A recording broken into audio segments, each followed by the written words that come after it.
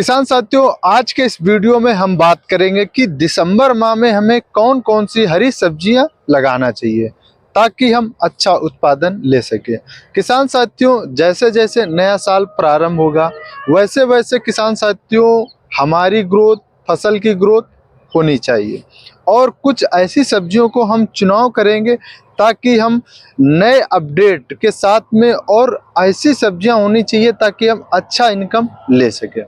किसान साथियों, जैसे कि बहुत सारे किसानों के हमारे पास मैसेज और मेल आए हुए थे, उनको मैंने बताना चाहूँगा कि अगर आप भिंडी की खेती करना चाहते हैं तो सर्दी के मौसम में भिंडी का जो जर्मिनेशन होता है वो बहुत कम होता है। और आप अगर भिंडी की खेती करना भी चाहते हैं तो आप कोशिश कीजिएगा कि जनवरी लास्ट या 15 जनवरी के समथिंग हम बुआई करें, और वो डिपेंड करेगा मौसम पे कि कैसा मौसम रहता है।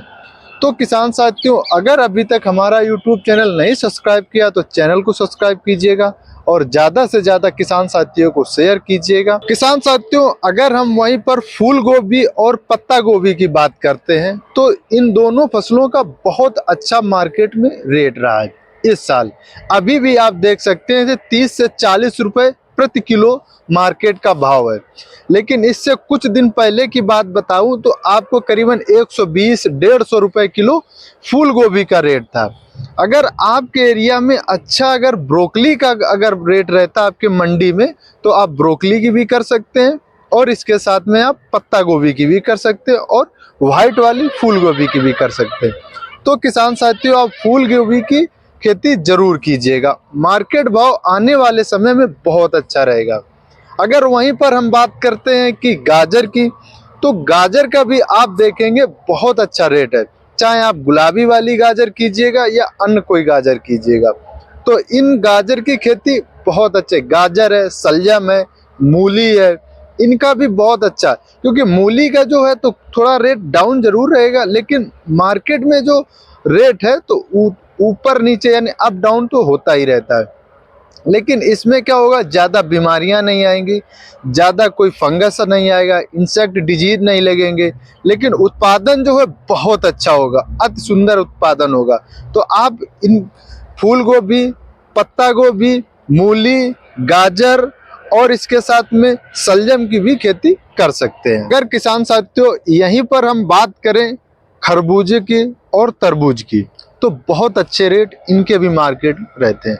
लेकिन अगर करना चाहते तो आप थोड़ा सेफ्टी से कीजिएगा, जैसे कि आप अगर करना चाहते तो आप मल्चिंग से कीजिएगा, या फिर आप अगर करना चाहते तो आप नेट पॉली हाउस से कीजिएगा, ताकि आने वाली जो सर्दी है तो इसमें बहुत ज़्यादा प्रभाव देखने को मिलता है। लेकिन किसान साथियों, आपको बता दें रेट की बात, तो आने वाला जो महीना होता है रमजान का होता है, तो उस समय वाटरमेलन यानी खरबूज की, तरबूज की अच्छी मार्केट भी रहती है, तो आप इनको जरूर लगाइएगा। खरबूज का भी अच्छा रेट रहता है, तरबूज का भी रहता है। अगर हम आने वाले समय में बात करें ककड़ी की, तो ककड़ी का भी बहुत अच्छा रेट रहता है, क्योंकि किसान साथियों आपको क्या करना है, खेत की तैयारी बहुत अच्छे से करनी है और इसके साथ में रासायनिक खादें और इसके साथ में कुछ देसी खाद का जरूर प्रयोग कीजिएगा। लेकिन किसान साथियों, अगर आपको एक चीज और देखने को मिलती होगी खेतों में, वो ज्यादा फसल को प्रभावित करती है, वो है मोथा और जड़ गांठ की बीमारी, जिसे हम नीमोटोडा कहते हैं। तो इनसे अगर आप बचाव करना चाहते हैं तो आप बायर कंपनी का बेलम प्राइम पहले से यूज कर लीजिएगा।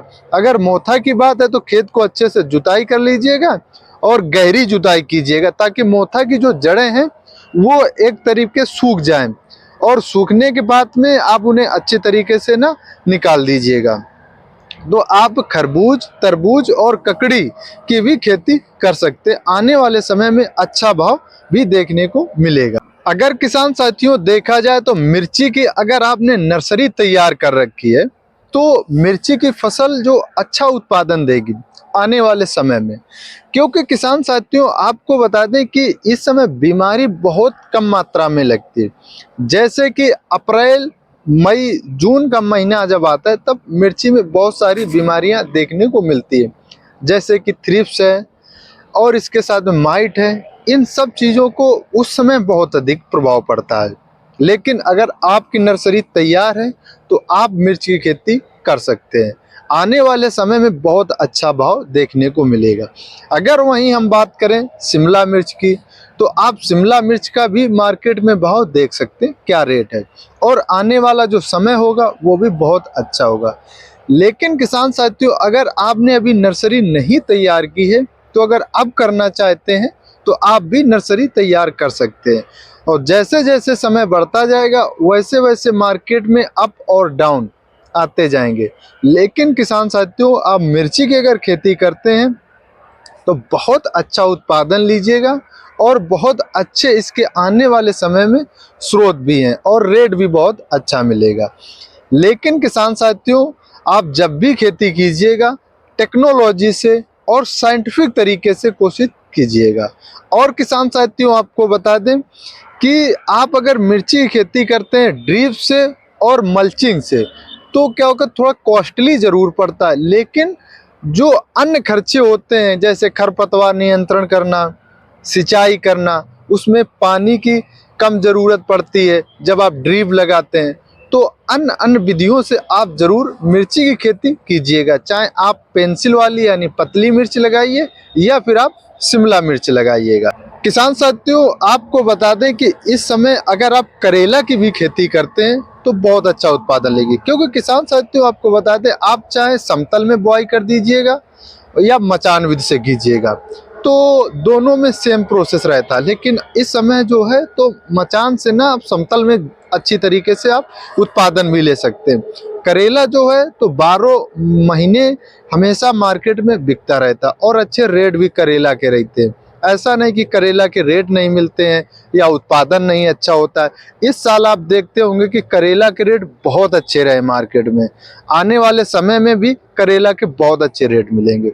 अगर वहीं पर हम बात करते हैं लौकी की, तो आप क्या कीजिएगा, अगर लौकी की खेती करते हैं तो लौकी में भी अच्छा रहेगा। क्या कि अभी क्या होगा किसान साथियों, अभी आप अगर खेती करना प्रारंभ करते हैं, जैसे आप बीज का यानी बुआई कर देते तो अगर कि सर्दियों में थोड़ा लेट बीज की जर्मिनेशन होगा। लेकिन जब लेट होगा किसान साथियों तो धीरे धीरे जैसे ही जनवरी आएगी और लास्ट जनवरी तक हमारी ये लौकी है, खीरा है, ये अच्छी तरीके से ना ग्रो हो जाएंगे, फ्लावरिंग स्टेज आ जाएगी। जब फ्लावरिंग स्टेज आ जाएगी तो उत्पादन बहुत अच्छा मिलेगा। उस समय क्या होगा कि बहुत सारे किसान सब्जी लगाने के लिए सोच रहे होंगे, तब आप उत्पादन ले रहे होंगे, तो इसमें भी बहुत अच्छे इनकम के स्रोत है।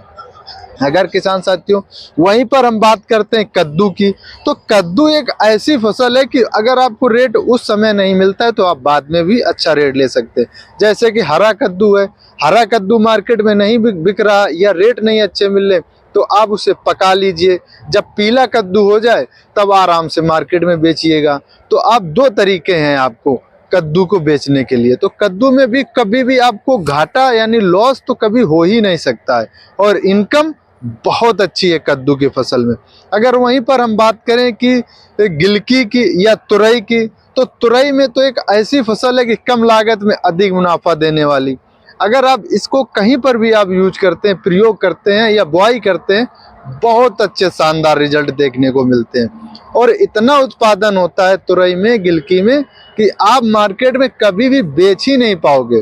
और रेट रेट तो आपको बहुत ही अच्छे रहेंगे। इस साल आपने देखा होगा गिलकी का, तुरई का रेट क्या रेट रहा होगा, कभी भी 70-80 रुपए किलो अब की बार मार्केट में नीचे गए ही नहीं।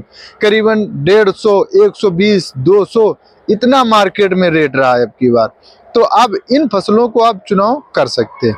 अगर आप और सोचते हैं कि आप जैसे कि मान लीजिए कि आप इंटर क्रॉपिंग करना चाहते हैं, आपके लहसुन की फसल है, आप उसमें भी लगाना चाहते हैं, तो आप बीच बीच में आप लगा सकते हैं। जैसे ही हमारा लहसुन है आप समाप्ति पर होगा, हार्वेस्टिंग के टाइम होगा, तब तक हमारे कद्दू है, लौकी है, पालक है, या पालक नहीं और सब्जियां हैं, तो वो क्या करेंगी, वो ग्रो हो जाएंगी और लहसुन हमारा हार्वेस्ट हो जाएगा।